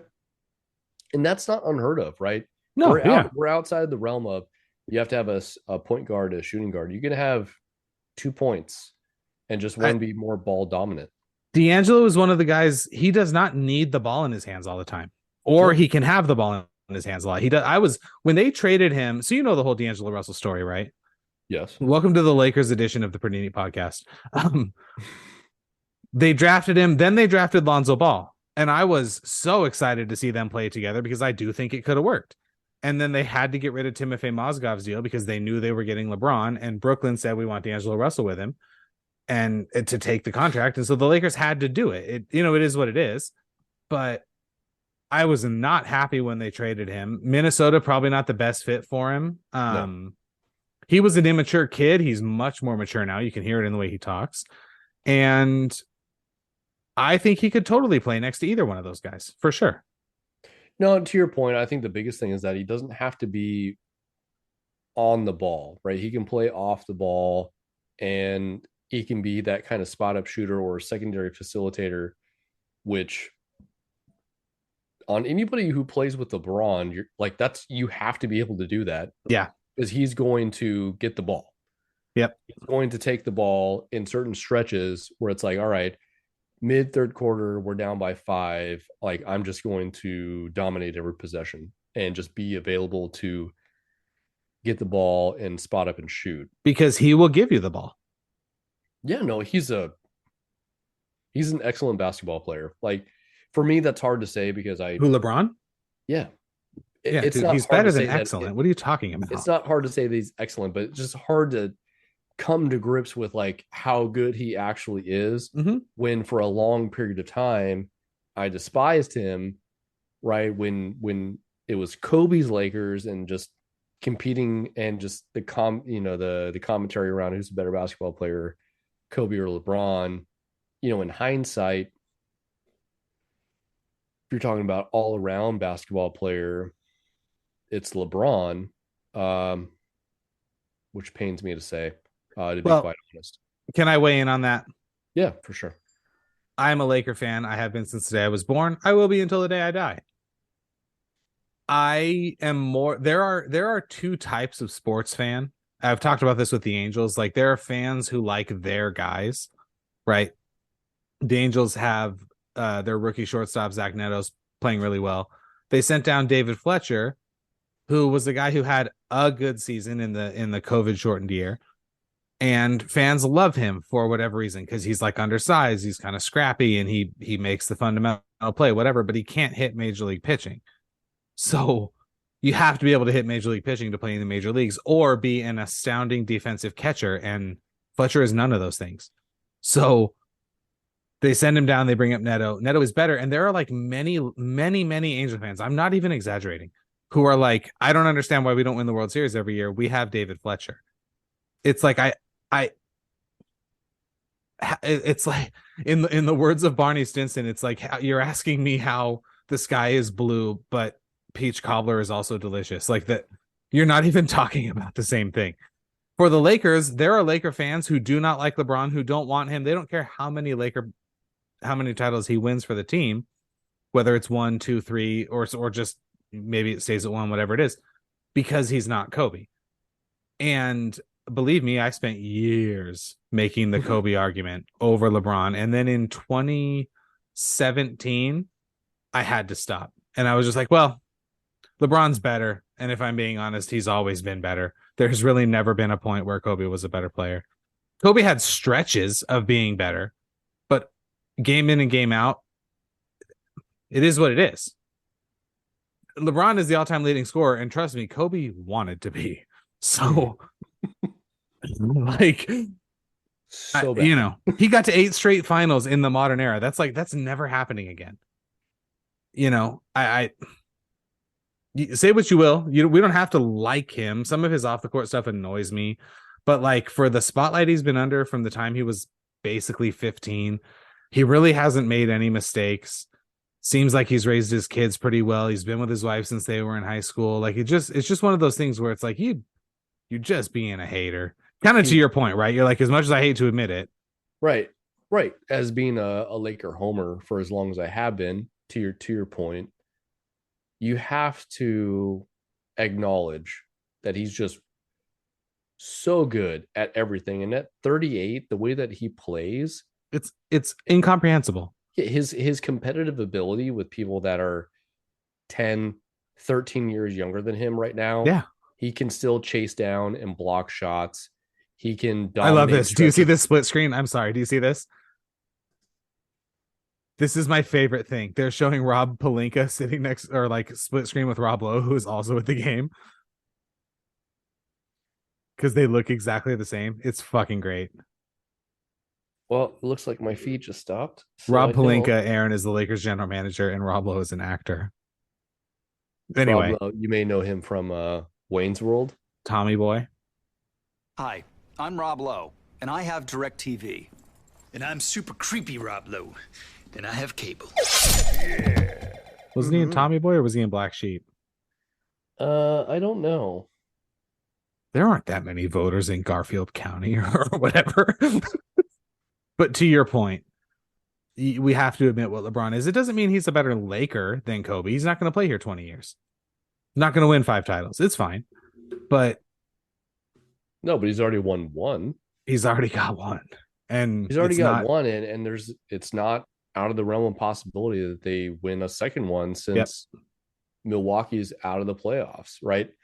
Now, as much as I said the Heat are playing great basketball, and they still lost the Knicks, and that's just an accumulation of injuries that they just couldn't overcome. Yeah. Like, they're totally snake bitten right now. Oladipo, Butler, Hero, right, is also out. Yep. 3 like core key players that they no longer have, and they were still so competitive in that game too. Unreal. They're so well coached. No, and absolutely. Bam Adebayo is like still a really good player. So Bam really took over. So the fact that they were able to go to the bench and get a lot of contributions from people, whether offensive, defensively, and then other key rotational players stepping up into an offensive focal point. To your point, Bam, the way that he was able to he dominated the ball, and they still played great team defense. Their ball movement was great, and they were just picking the right shots. I think if Butler comes back, okay, there's the side-by-side. Now I'm way behind Rob Lowe and Pelinka. They do look a lot. Pelinka looks like Rob Lowe from Wayne's World. Is Pelinka better looking? No. No? Okay. Definitely not. You know, I like the fact that Rob Lowe has a really good sense of humor. Yeah. Like, if you watch him in This Is the End, where he is like faking that he has lost all of his hair and he's wearing a toupee and he pulls it off, if you remember, and it looks like a ball sack on top of his head. Yeah, I'm all for it. I'm here for it. And Rob Lowe, right? I like really shitty TV. I'm gonna just admit this right now. Okay. I watch a lot of really trashy TV. One of the trashy TV shows that I watch is Reno, not a Reno 911, but 911 Lone Star. Okay. 911 in Texas, which Rob Lowe is the captain of that fire team or firehouse, whatever the designation is. It's really trashy, like scripted type of TV, almost tongue in cheek, kind of. Dude, I'm all for it. I'm all in about it. I also watched the original 911, which is based on LA. And then because of my wife, I love my wife. We watch all of the reality trash TV that there is in existence. 90 Day Fiance, 90 Day the Other Way, 90 Day Happily Ever After, ? Vanderpump Rules. What? Vanderpump Rules. Yes, we're watching the latest season of Vanderpump Rules because there's a lot of controversy that's going around about people cheating on each other. Love it. So that's going on, right? Summer House. Yes, love Summer House. Summer House, Winter House, which is not on right now because it's not winter. Below Deck Sailing Yacht, Below Deck Mediterranean. I'm deep in Summer House. We were OG day one, first airing Vanderpump Rules watchers, and until I've gotten out of it the last couple of years. My wife is still in. I've been to all those restaurants in LA. We've talked about some of this, right? Have we?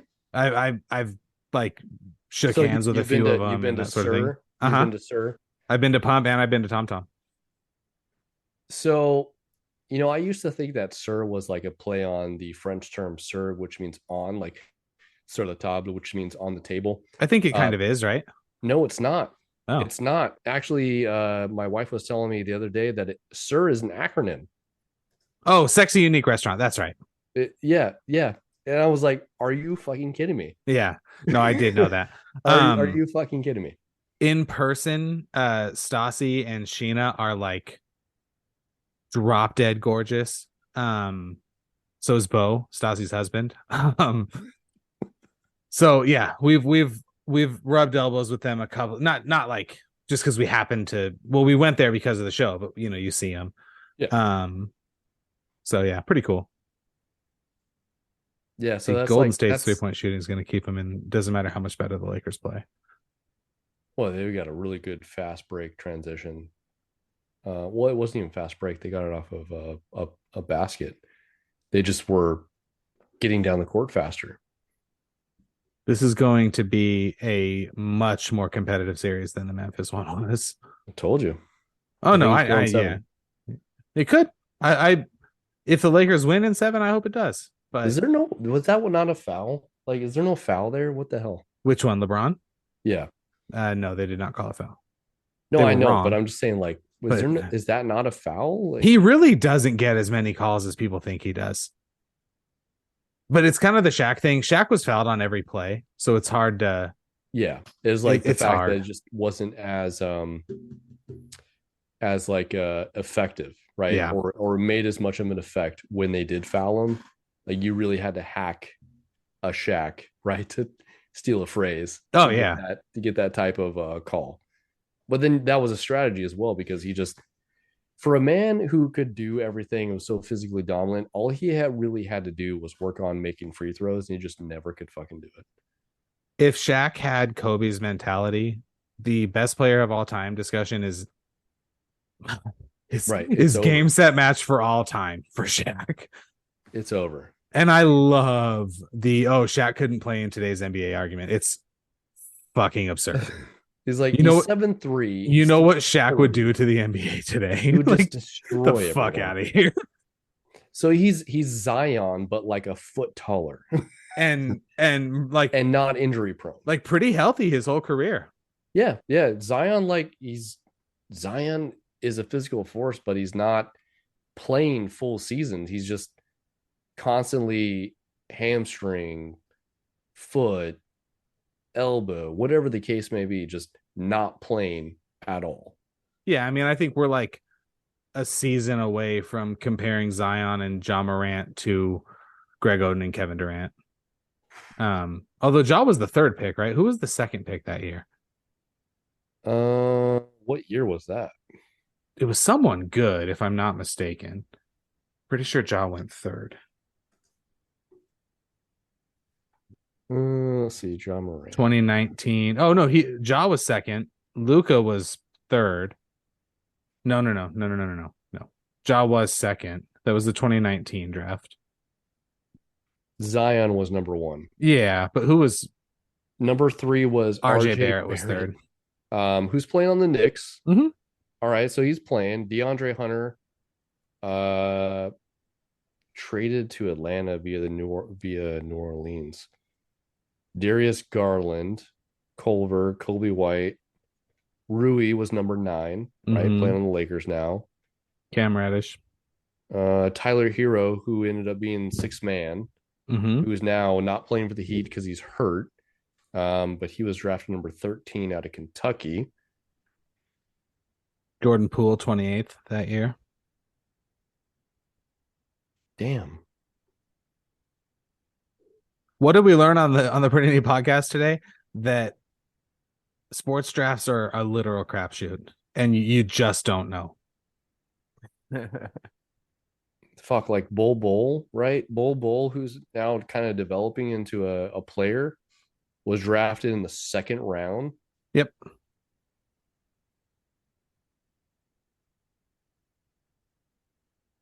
Man, he went to a lot of high schools. Notable undrafted players. Are there any other like 288 notes? That's how compelling this card is. We've spent 7 minutes talking about it. Yeah. It's all about the main card, right? So I think Aljamain beats Henry. Do you think he stops him? So we talked about it to a certain degree, right? Henry, they're saying it on the UFC countdown that coaching, right, is a big part of what he's doing. You can't be a coach and be a fighter and expect to be the best in the world. If you're splitting your time and you're not solely dedicated on being the best that you can be, you're leaving something on the table. I can assure you that Aljamain's not doing that. And I think Aljamain's just going to overwhelm him. And then I think Henry goes back into retirement, probably goes into coaching full time, which is great. He's been a pretty effective coach. Yeah. The people with Eric Albacin that are going to Arizona to like develop their wrestling skills, it's been pretty notable, and there's been some pretty profound results. I don't know if he's gonna if he wins, right? Hypothetically, if he wins, then he's gonna call out Volkanovski. So if Volkanovski beats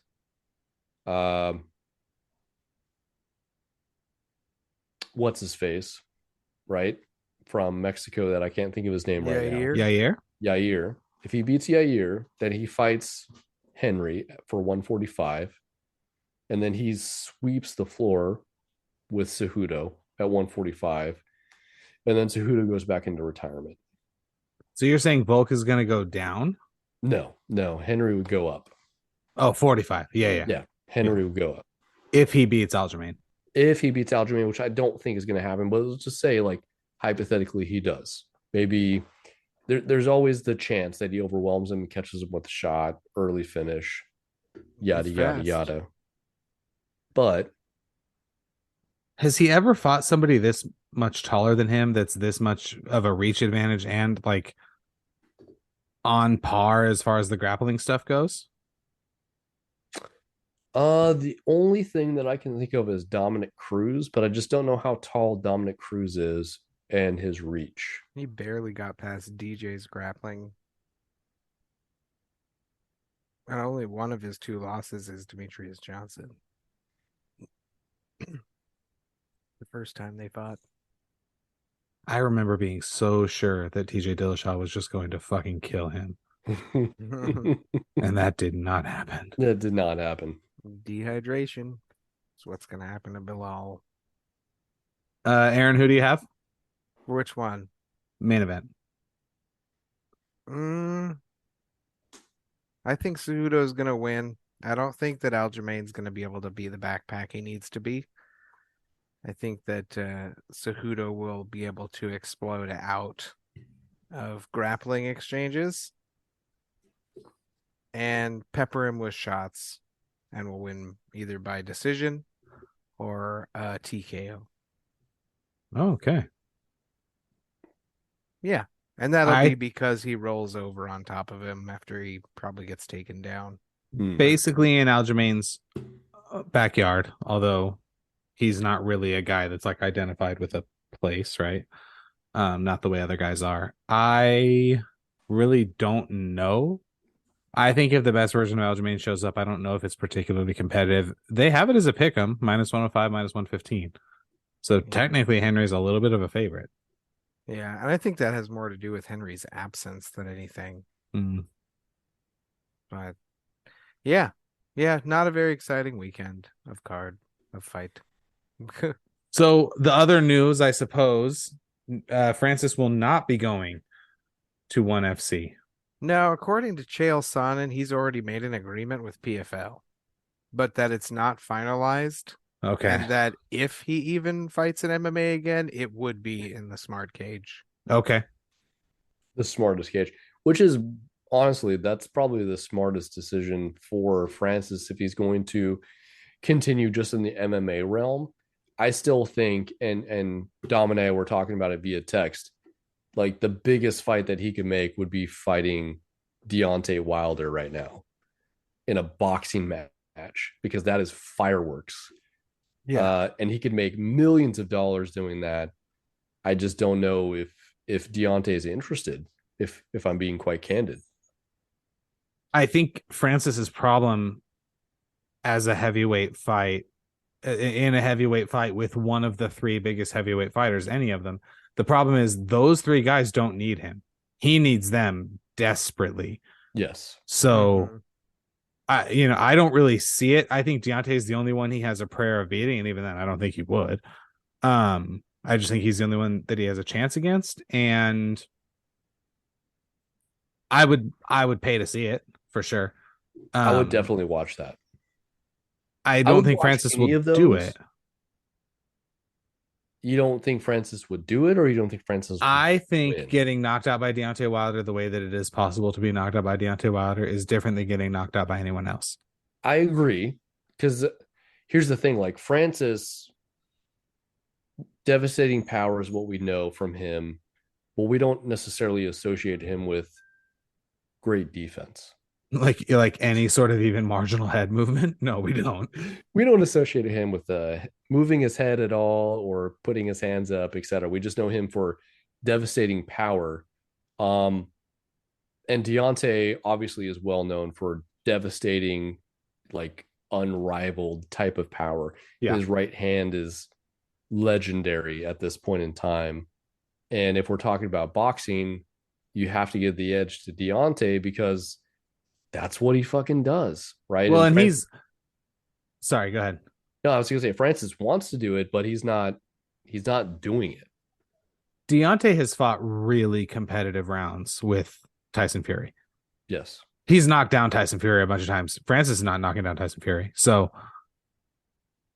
the obvious edge is in the Wilder camp. And I just don't know why he would do it. He'd make more money for fighting Anthony Joshua, and the Francis thing is just kind of a sideshow. And Jordan Poole just got fouled on a 3 and he made it, and he's gonna get the free throw, which annoys me. I fucking hate Jordan Poole. The Lakers were up 5, now it's 3. It's gonna be 1 with 38 seconds left. That was a foul. Was that a foul or was that a loose ball foul? He ran into him.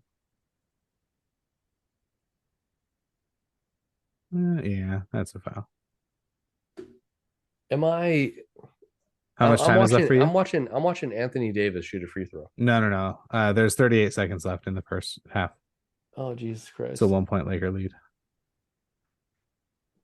All right, here we go.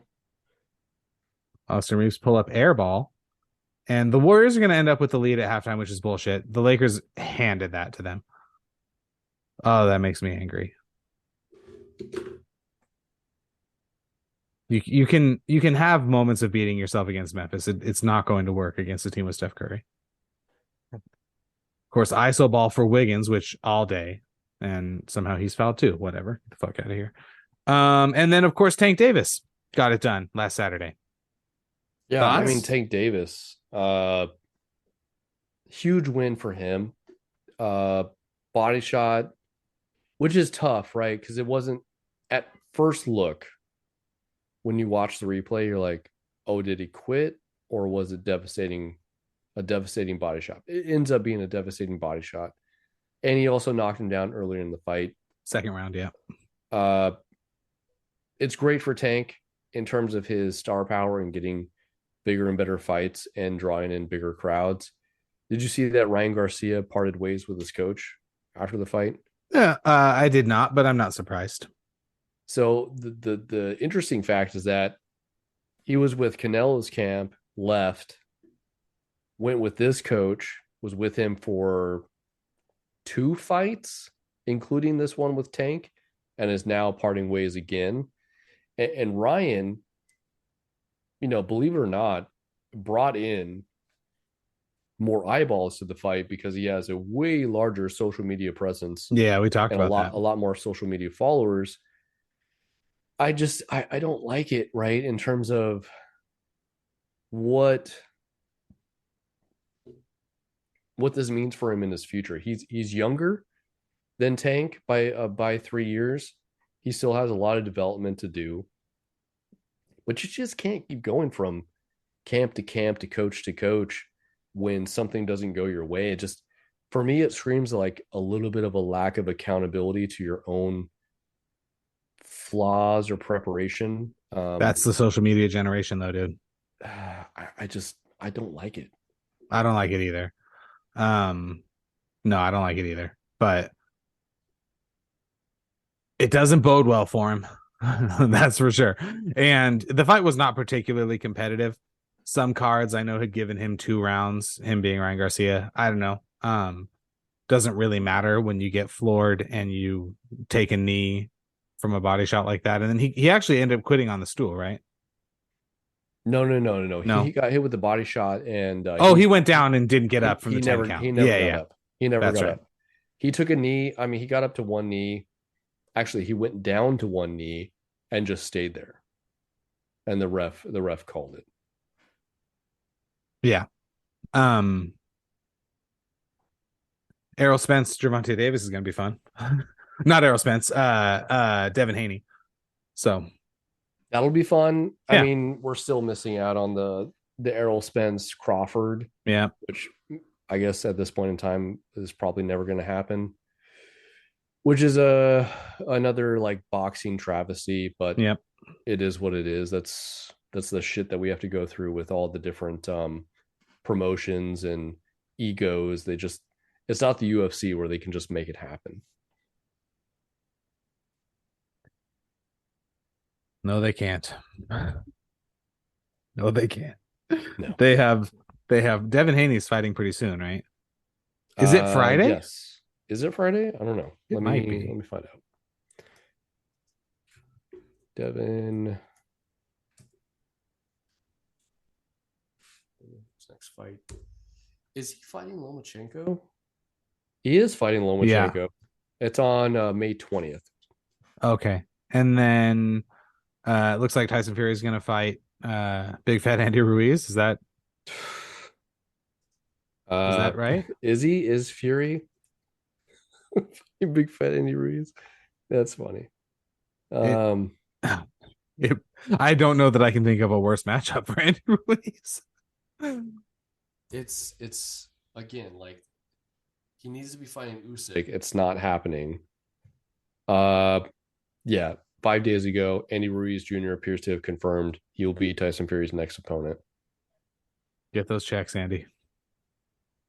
June or July is when they're proposing for that fight to happen.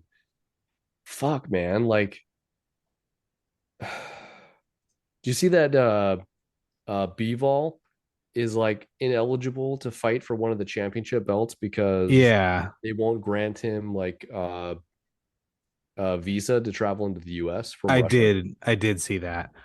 That's kind of weird. Oh, and then Canelo, is fighting on Saturday.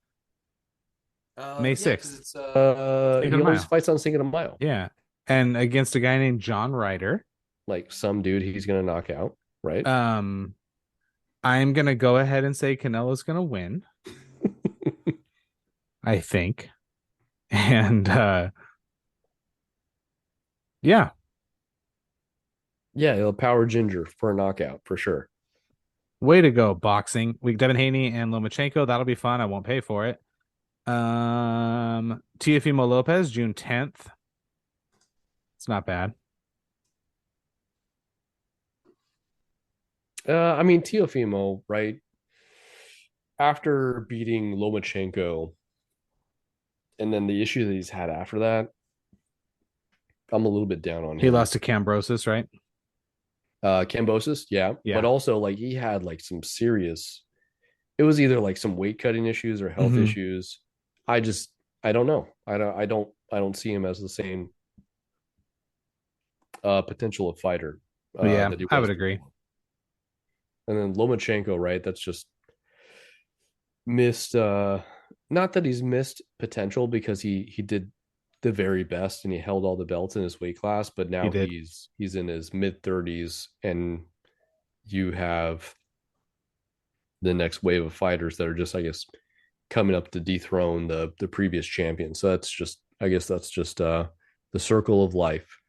He's the Demetrius Johnson of boxing. That's a good comparison. That's a good supremely talented. So talented. And just the timing, he never caught the public wave the way that, say, like Triple G did.